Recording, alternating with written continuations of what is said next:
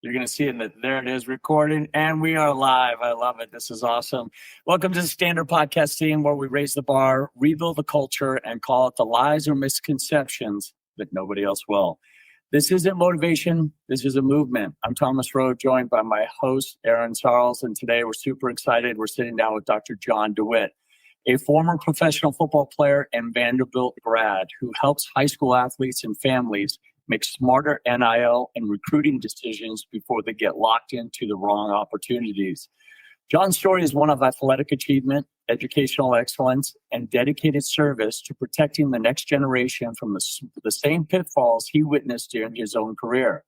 As the founder of NIL Smart Hub, John focuses on the decision-making side of the NIL process, helping families understand what actually matters at each stage, from freshman through senior year, so they can navigate opportunities with clarity instead of pressure.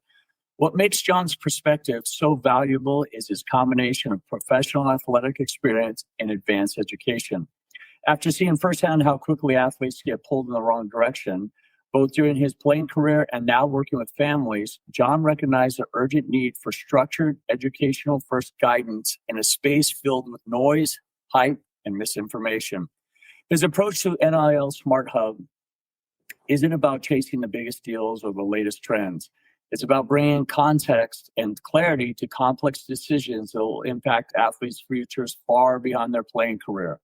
John understands what the NIL era has created: unexpected opportunities, but also unprecedented risk, and families who lack the framework to evaluate what truly serves their long-term interests. Dr. DeWitt works with schools, athletes, parents, and organizations across country to simplify NIL complexity and help them make confident long-term decisions. His mission is to ensure that families have the education and the tools they need to navigate the NIL landscape without getting overwhelmed by pressure, manipulation, or short-term thinking. As someone who has experienced both the benefits and challenges of high-level athletics, John brings authentic understanding to families facing decisions that can help their children's academic, athletic, and financial futures. We're diving into the truth, what it really takes to build identity, discipline, and legacy in sports and in life. Let's get into it. Dr. John, thank you so much for joining us. We really appreciate it. Absolutely, Tom. I appreciate it. And that was a really long bio. It makes me feel old. But yeah, I really do appreciate it. And it's something that I think that a lot of parents and athletes kind of need to get an understanding when they're younger, so that when they get into these opportunities, they have some sort of idea how they should approach it. No, absolutely. And what I love about it is the fact that you're a former professional football player and Vanderbilt grad who now helps high school athletes and families make smarter NIL and recruiting decisions through NIL and Smart Hub. The thing is, about when you played, there was no transfer portal. And as far as NIL goes, I mean, maybe there was some alumni and booster $100 handshakes, but the landscape has totally changed. So what does raising the standard mean to you and the work you're doing to protect these young athletes? Well, when I was growing up in high school, it was just all about development, and it was working really hard to be the very best you could be, and seeing what the starters were doing. And I like to always focus on the objective tools, like your 40 time, your vertical, things like that, because you realize later when you get into the pros that that's pretty much all you are your stats. And it's like, okay, how big is your hand? How do you have any professional athletes in your family history? Things like that. And nowadays, it seems like parents who love their kids, obviously, I know Aaron has children that are athletes, and Tom, you probably do too, I don't recall. But it's something that they want their kids to play, but sometimes the kids feel pressured to play because they want to make mom and dad happy. Sure. And then they kind of start feeling like their whole identity is being an athlete. And you and I both know, or we all know, that if that is where you get your entire identity, when you don't play sports anymore, whether you retire or you get injured or you don't get signed with a college team, then that's really hard for you to mentally process, because you always felt like, okay, this is what I am. And helping them to understand it's not who you are, it's just something that you do, which Correct. helps build character and helps you deal with life, as long as you don't focus on it as that is your life. And so I try to put that in perspective, and I think it helps a lot with parents. I like to call myself the de-escalator. So ADs and coaches have a parent that's really having a hard time and yelling at them for not getting their kid enough playing time, things like that. And they just consistently keep pushing them and pushing them. And so they come to me, and I kind of, because I'm a third party that doesn't necessarily have any kind of emotional involvement, it's easier for them to kind of dump all their emotional stuff on me. And I actually just finished my youth mental health first aid training, so that when I talk to the kids, I try to do an individual talk with them first and then talk to the parents, and helps me just kind of listen and let them get it all out of their system, and then kind of sit back and be like, okay, so where do you think realistically you stand? Where does your child stand? What do you think their development level is? And when do you think these particular deals, I mean, most of the time it's like a deal with a pizza place or a gym or something in the area. What do you think those opportunities could be, and how are you going to deal with that?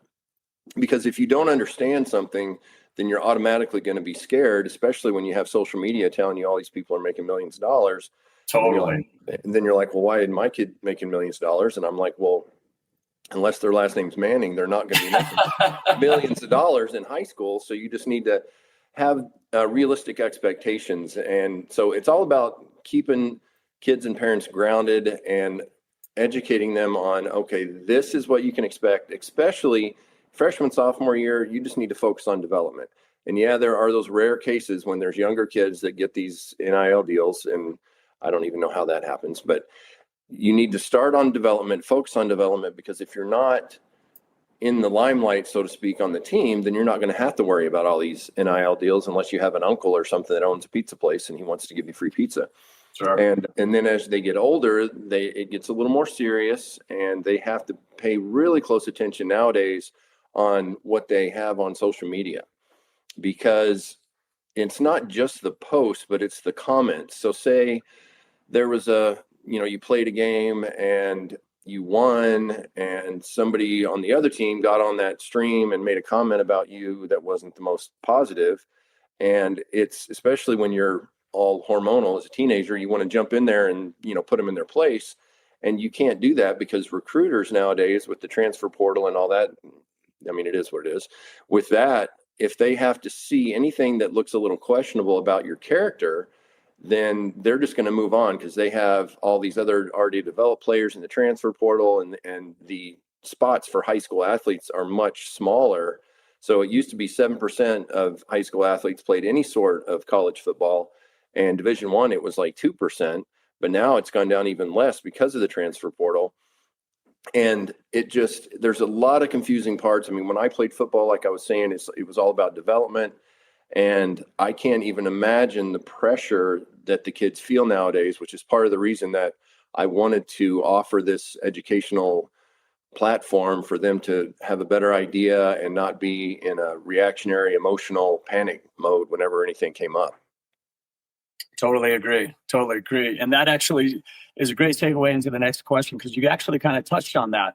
What do you think is the biggest lie that the NIL industry has sold athletes and families about opportunities, decision-making, and what actually matters in these critical choices?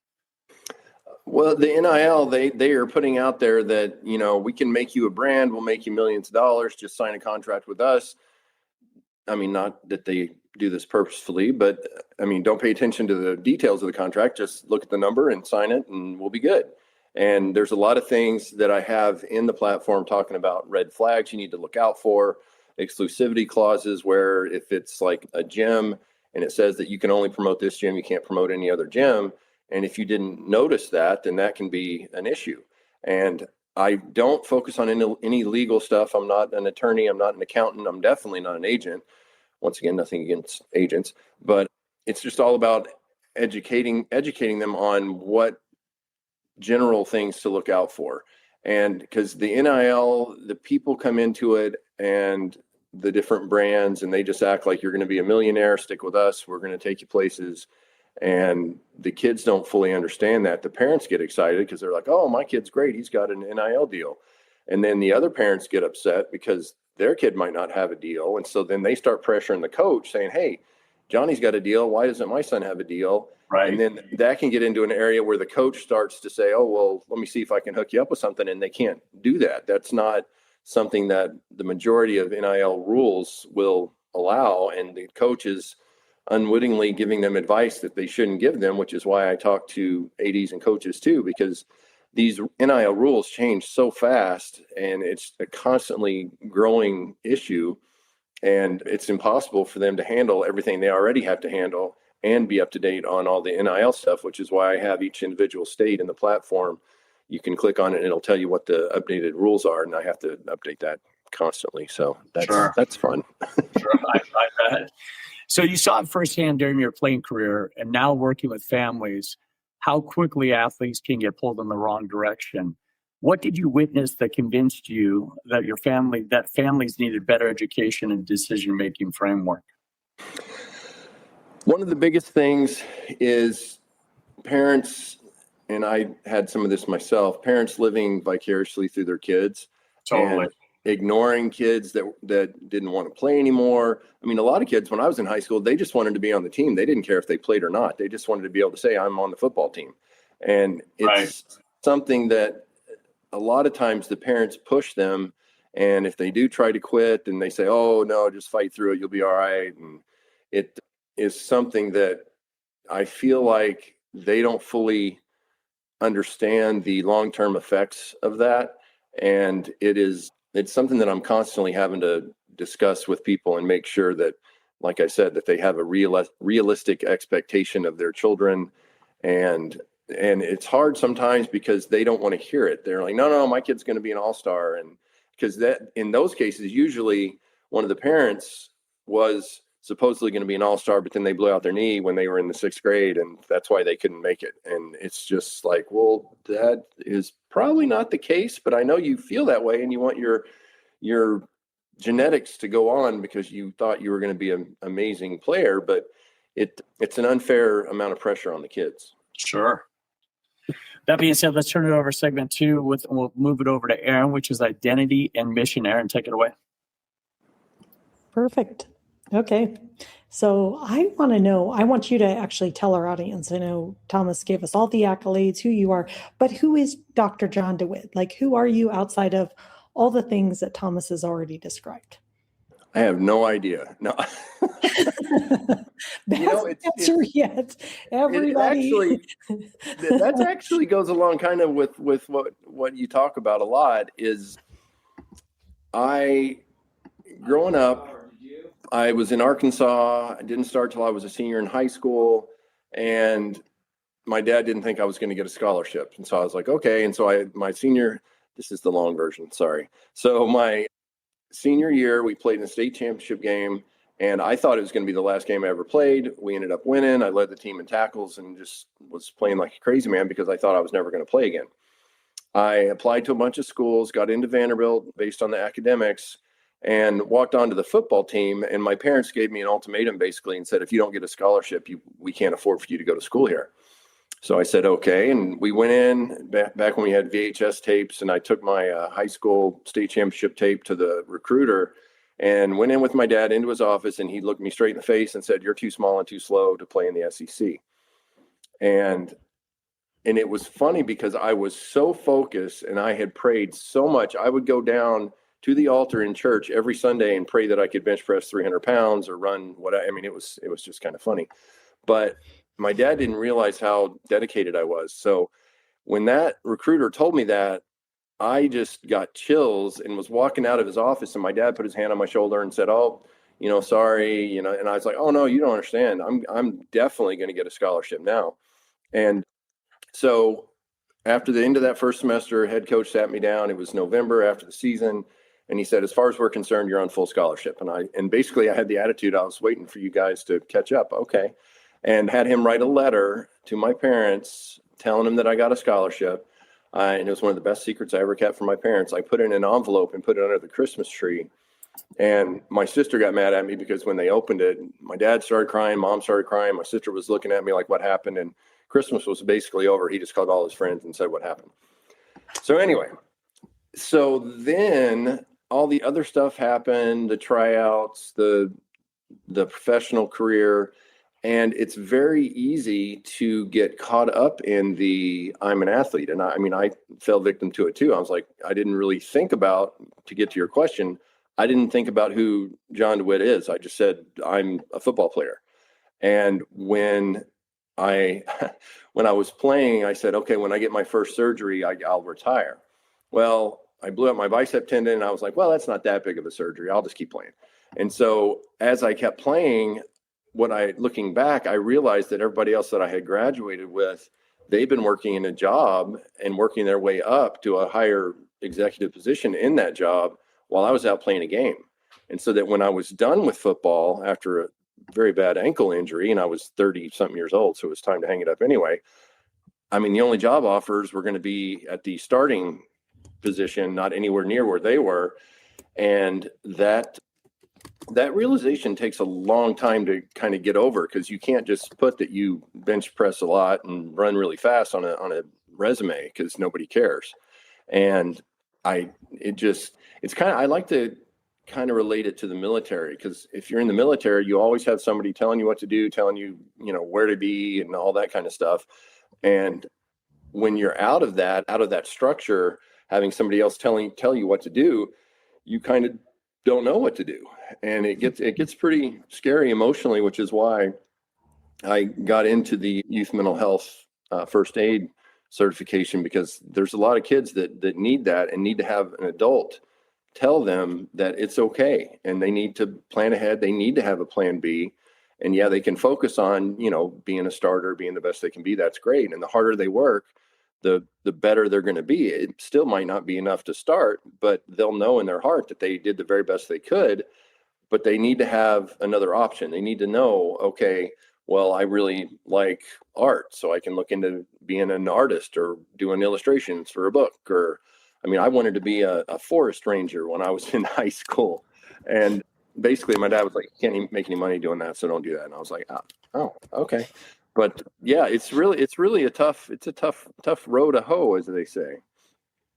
Yeah, I think that's so true. Is like the identity, especially for these athletes, gets so wrapped up in their sport and who they are, that thinking beyond that is something that I know that we're trying to do at Blueprint to Blue Chip. Is you're so much more than just a sport, and the sport is one avenue of your life that's going to make you who you are. So with that, in all the work that you do, what separates families who make smart long-term decisions from those that get caught up in the high pressure and short-term thinking?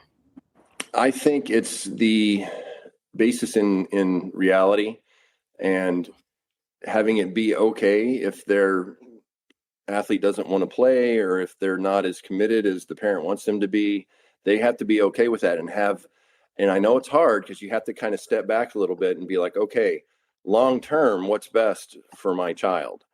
And if they're not like that, because they're so caught up in the play, be the best you can be athlete wise, then that's where it gets a little clouded for them, because those are the parents that end up getting in the coach's face when they're not playing their kid enough and that kind of stuff. And it's just like, okay, if you're doing that, but your kid is not doing that, then you're obviously more upset about it than they are.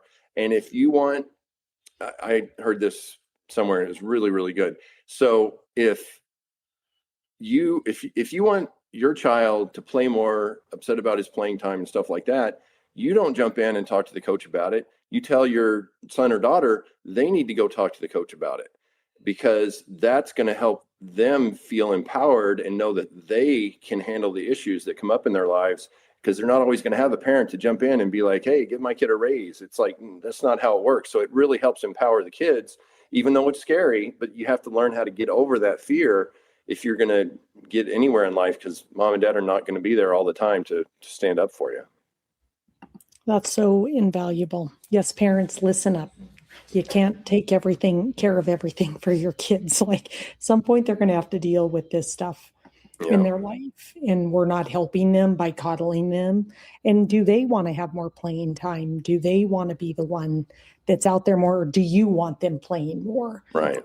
Again, that living vicariously, who wants what?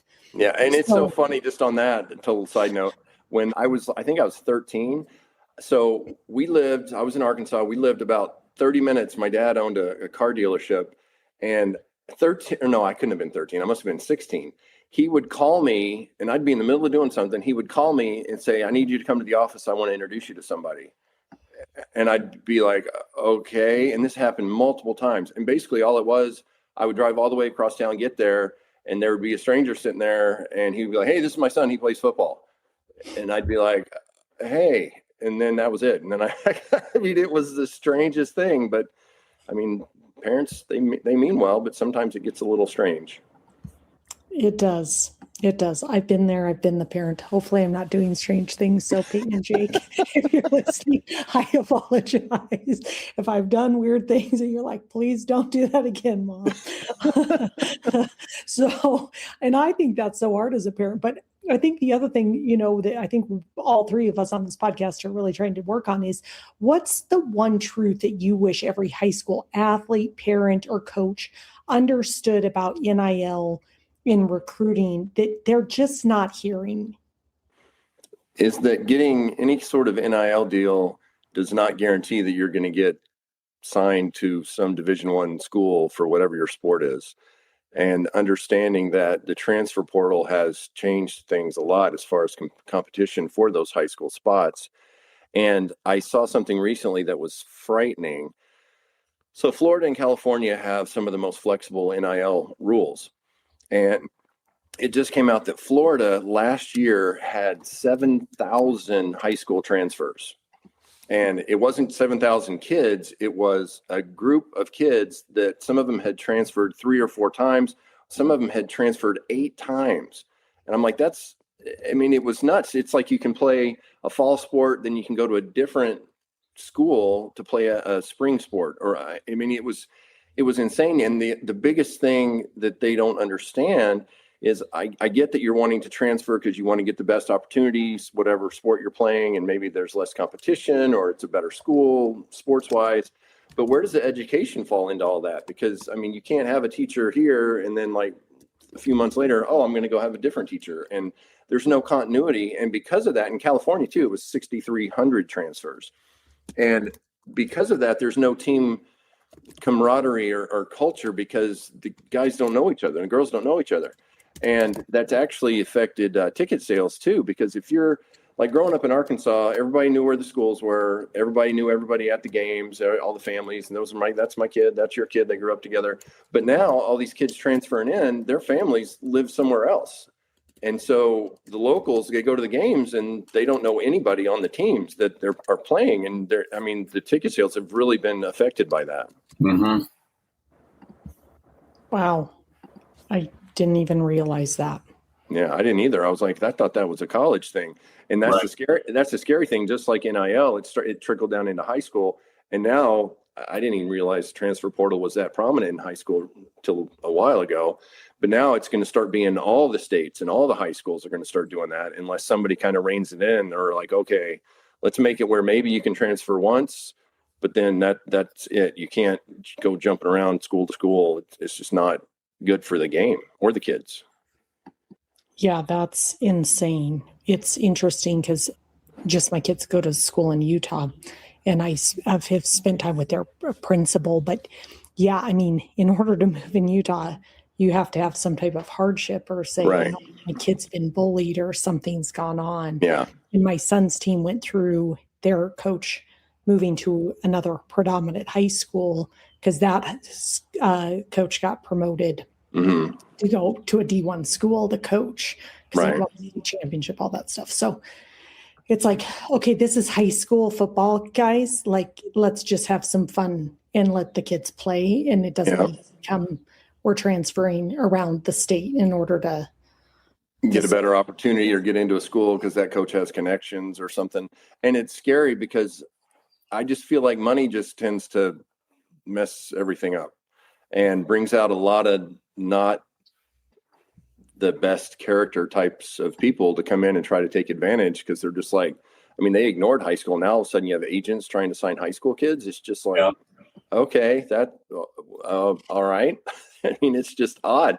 And that's another thing. It's like, your best friend has an agent, and so then your parents are going to be like, well, if they have an agent, you should have an agent. And it's like, what? That's the cart before the horse here. Let's just focus on getting good at the sport. You're wanting agents and all this stuff. It's crazy. I know it sounds good, but I mean, it's not how you do things.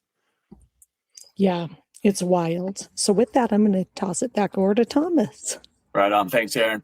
Dr. John, this segment is about if you knew then what you know now. And if you could sit down with yourself as a high school athlete before you understood the complexities of athletic decision-making, what would you tell that version of John about evaluating opportunities and making smart choices?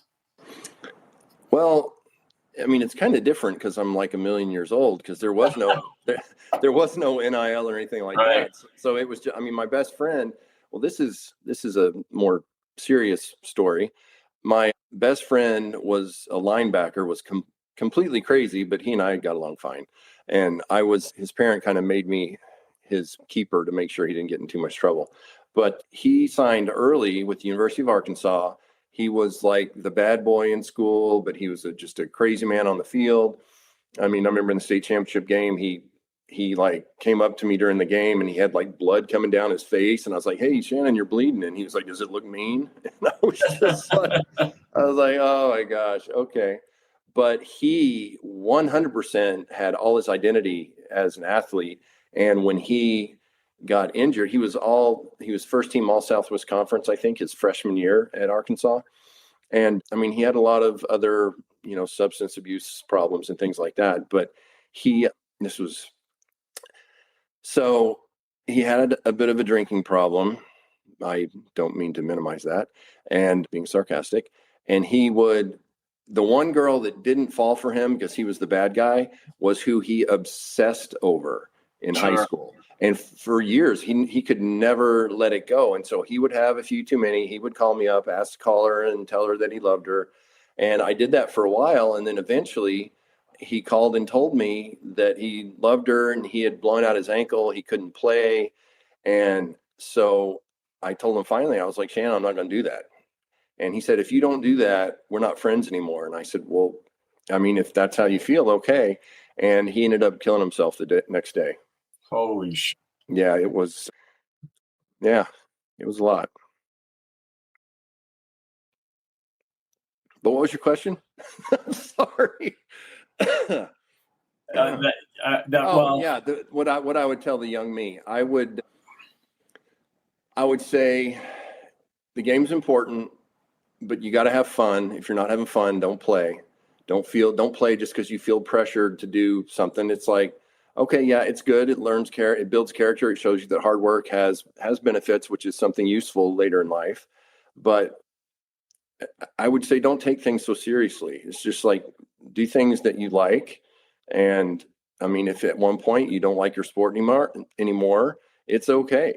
And you don't have to keep playing just because, your friend tells you have to, or your parents tell you have to. And if you have a good relationship with your parents, that should be easy to do. And unfortunately, I tried to tell my dad that multiple times and he was like, no. And so I was like, okay. And I mean, I'm just a unique case just because I ended up going on and playing pro and stuff. But I would just say, just relax, have fun, study, and focus more on school, because that's going to be the one thing that you carry on well past sports. No question. That first of all, I'm sorry for your loss, and nobody should have to deal with a death or a suicide, which is, I mean, we can't get into the psychology of a permanent solution to a temporary problem, right? Right. Yeah. But, one of the things that Aaron and I are starting to see a lot of lately is these athletes, the pressure is getting to them to where suicide is a viable option. And it's going to happen more because Dr. John, you and I have discussed this off camera, I believe, on a previous conversation, where 78 to 80% of athletes go broke. I mean, bankrupt, 3 years removed from the league, whatever league that is. So now you compound that with a young mind of a high school athlete or a college athlete, that they hit their earning potential at 19 or 20, right? Yeah. And when their eligibility is, I mean, it's such You know what? Let's really address this right now, because this is one of the things that I have a major concern for. We have athletes that literally, Dr. John, look me in the eye and say, "Yo, T, you said I'm not going to go pro, so I need to get paid. I need a bag." And I'm like, okay, so you're not motivated by the sport anymore, and they're transferring. Like, you can go to Vanderbilt, I could go to Arizona, the alumni and the boosters. Those phone calls are going to get picked up or returned. But if you've transferred 3 or 4 times, the boosters are going to be like, dude, this guy left us for a bigger paycheck. I mean, and some might not even remember you. That's right. And then when you transfer, not all of your units or credits go with you. So when your eligibility is up, you're done. The university doesn't want you. You're useless to them. As a matter of fact, you're a liability. So you spent 5 years running around trying to get money. You're out of money. You didn't set up an S corp or an LLC, so you're paying out the ass in taxes. And then these kids are either they're broke, or they're committing suicide, or they're that guy at the end of the bar talking about how they scored the winning touchdown in 1978. Yeah, at the end of the bar. The glory days, guys. Right. So that's the scary thing. There's so much to unpack here. So that being said, let's get into, what about the high school athletes and their families who are navigating NIL opportunities and recruiting? What do they need to understand about making decisions with clarity instead of pressure? Education is the biggest part, knowing that this is potentially a temporary thing, and that the NIL deals in high school are usually just a couple $100, or it's free gear or things like that. And just understanding what they need to look out for. I mean, in the Smart Hub, there's a parent decision framework, there's athletic director tips and do's and don'ts, there's coaches direction, the guardrails on where you need to stay. Don't go this direction, because then that's going to be an issue later, potentially with recruiting. You don't want to, say a private school down the street wants to offer you money to play because they have a little more flexibility with NIL stuff. Well, that can be considered inducement, which you can't do that either. And then if the association, the athletic association, that word, in the state finds out about it from the school you're leaving or some other school, then that can put your school's funding at risk for the public school because of the Title IX issue. And it's just giving people, it's kind of like giving them a handbook. I have the high school NIL reality guide. It's like, okay, here's what's real. Don't go on social media and think that's all how it is. It's like 9 times out of 10, that's not how it is. And half the time nowadays, whoever you're seeing on there's CGI anyway.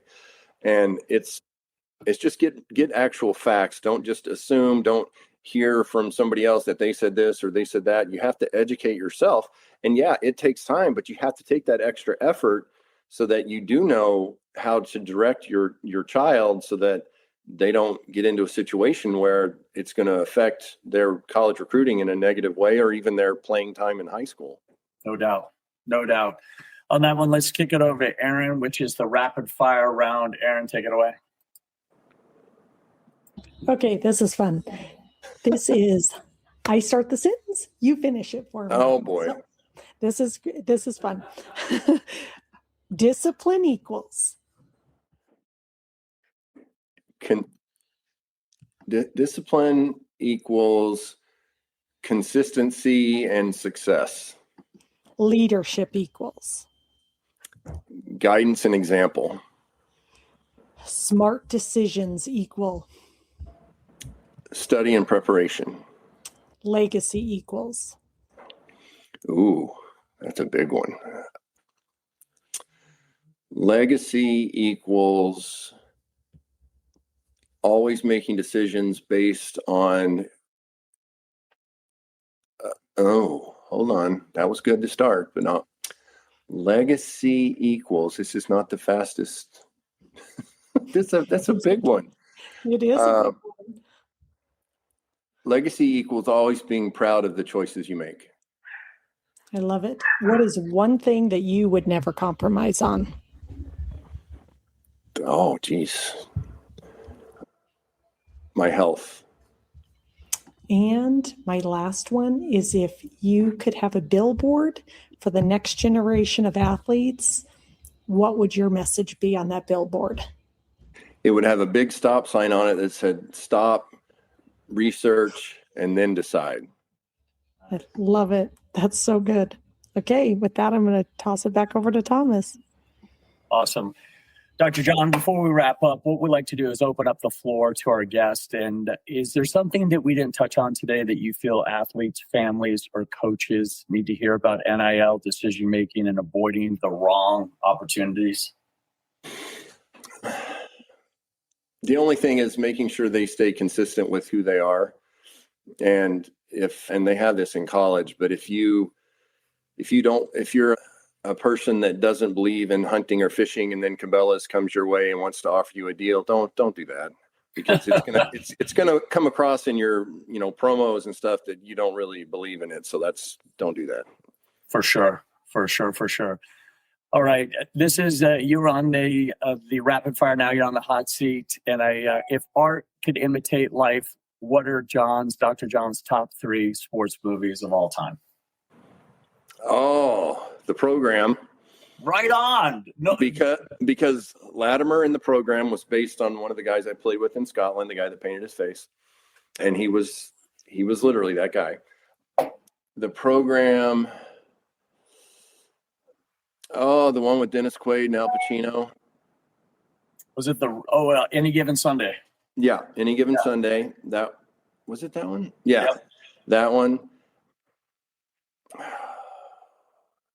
There's another one. Denzel Washington is the coach. Remember the Titans. Yes, that would be the third. Wow, you did the trifecta for football. You must have played football. That's awesome. I don't. Well, I mean, the one basketball movie with Shaq in it back in the day. And I don't even know what that one was called. It wasn't a very good movie. Blue Chips. Yeah. Not Yeah. anything against the word blue chip. I'm just saying. No, this is awesome because you just showed your age, and that's a compliment, because when I tell young athletes about the program, they're like, dude, is that on VCR or VHS? I'm like, all right, punk. Now you're like, just watch it. You'll get chills. Yeah, exactly. Exactly. Dr. John, this is awesome. Where can people get a hold of you, whether it's a website, your social media handles, or an email? They can get a hold of me at media@jdfootballtraining.com. If they want to, have me come in and talk to the school, set up a one-on-one, things like that. And then there's also the reality check. So at jdfootballtraining.com/reality check with no spaces or anything, just reality check. And that's a downloadable PDF that gives freshman, sophomore guidelines, junior and senior guidelines, just to help them have a better idea reality-wise. Awesome. Dr. John DeWitt, thank you for showing us what it looks like to combine athletic experience with educational expertise to protect the next generation from costly mistakes. And team, if this conversation hits you, do 2 things for us. 1, share this episode with someone who needs to hear it. A family navigating NIL opportunities and recruiting pressure, a coach trying to help athletes make smarter long-term decisions, or anyone who wants clarity instead of hype in athletic decision-making. And 2, connect with Dr. John and learn more about NIL Smart Hub. And if you're a high school athlete or a family facing complex NIL and recruiting decisions, Dr. John's educational first approach would save you time and costly mistakes, and will definitely help you make confident choices. And if you're an athlete, parent, or coach ready to raise the standard, check out me and Aaron at blueprintbluechip.com. We help athletes build identity, discipline, and legacy that goes well beyond the game. And if this episode resonated with you, team, leave us a 5-star review on Apple Podcasts or Spotify. It helps us reach more athletes, parents, and leaders who need to hear the message that Dr. John just dropped on you. This is a Standard podcast, and this movement only grows when we raise the standard together. Talent fades, but truth endures. Let's raise the bar, rebuild the culture, become the standard. Dr. John, Aaron, you guys have a fantastic rest of your week and an awesome weekend. Thanks so much, team. We'll see you next time. All right. Thanks, Tom. Thanks, Aaron. Awesome. Dr. John, you rock.